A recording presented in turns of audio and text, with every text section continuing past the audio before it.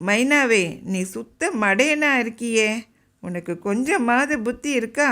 ஏதோ கொஞ்ச காலம் நீ இங்கே வசித்து வந்தா என்பதற்காக இந்த இடம் உனக்கு சொந்தமாயிடுமா அப்படின்னு கேட்டது. நீ முதல்ல வெளியில் வா, இங்கே இருப்பவர்களிடம் நம்மளுடைய பிரச்சனையை சொல்லி நியாயம் கேட்போம் அப்படின்னு மைனா சொன்னது. இந்த இடம் முன்பு உனக்கு சொந்தமாக இருந்திருக்கலாம், ஆனால் இப்பொழுதோ எனக்கு சொந்தமாயிட்டுது தெரியுமா? அதனால் இனி நீ இந்த இடத்திற்கு எந்த உரிமையும் கொண்டாட முடியாது அப்படின்னு முயல் சொல்லி மைனாவை விரட்டியது. ஓ, நீ சட்ட புத்தகங்களை எல்லாம் படிச்சிருக்கியா? அப்படியானால் வா, இங்குள்ள சட்ட நிபுணரை கேட்டு பார்த்துடலாம்.